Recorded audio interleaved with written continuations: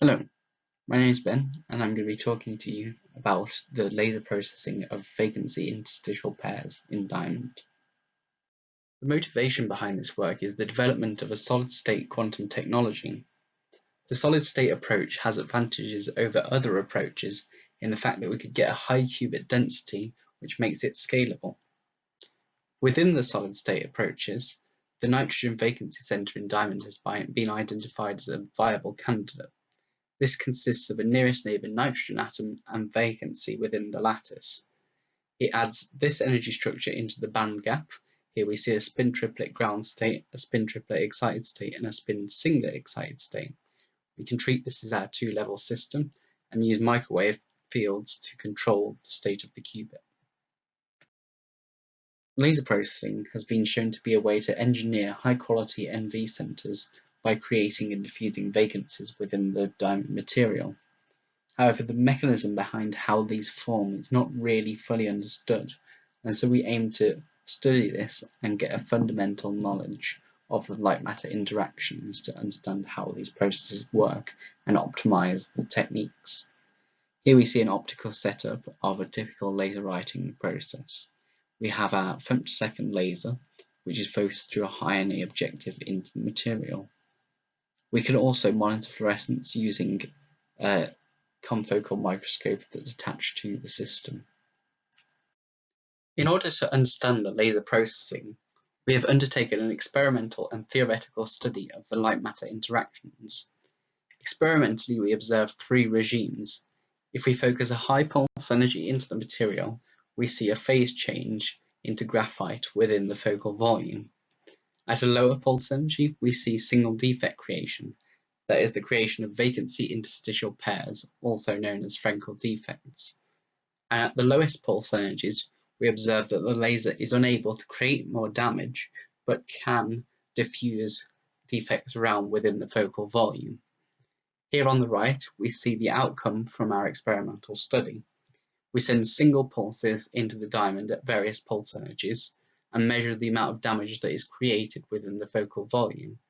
The fluorescence intensity that comes from the laser endpoints is our metric for measuring the amount of damage created.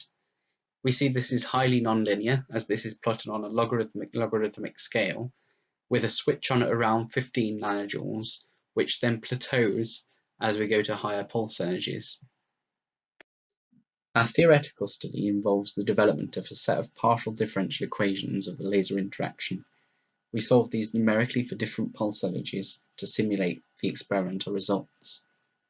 We know the system is driven way out of equilibrium, so we need a non-equilibrium equation, and the Boltzmann equation is very good at studying non-equilibrium systems, so this is what we base our BDEs on. The first step in modeling the laser interaction with the material is to model the light intensity distribution as a function of space and time. We can do this by defining the intensity and phase at the back focal plane of the objective lens, take the Fourier transform, and that gives us the focal intensity distribution in the focal plane. We can then apply defocus phase shifts, and that can give us the intensity distribution at different depths within the material. This is the first term in the first of our set of coupled nonlinear differential equations. This second term is the change to this distribution caused by the absorption of photons by electrons within the material.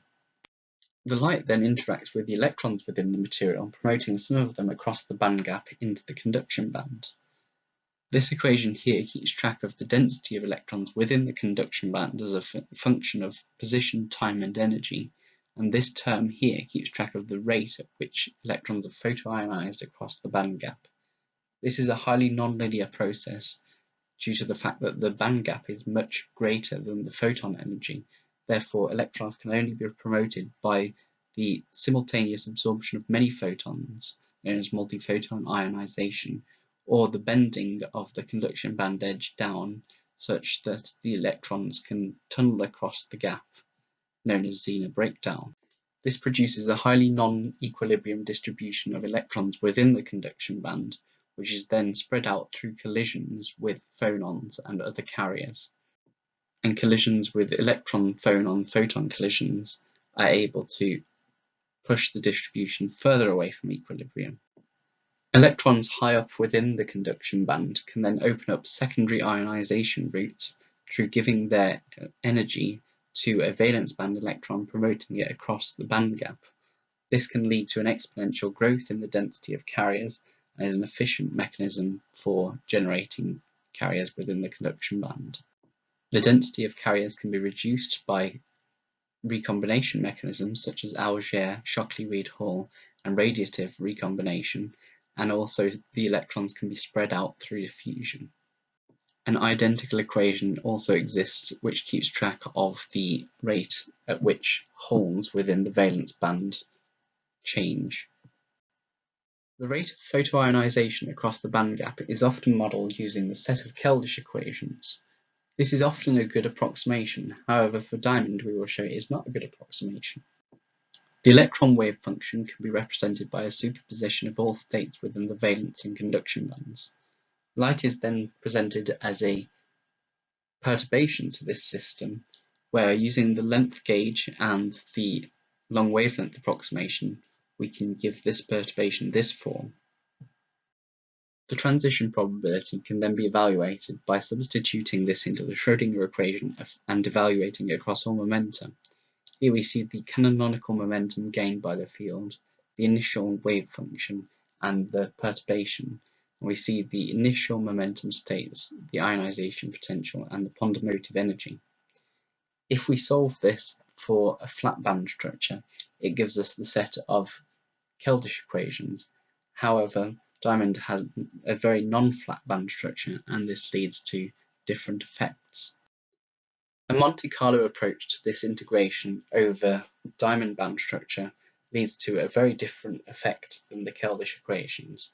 Here we see Lagomarsino had solved this using a Monte Carlo approach, showing that degeneracy in the valence band leads to a very highly nonlinear photoionization. We have been able to replicate this for our simulations. We can also keep track of the temperature distribution of the lattice as a function of position and time.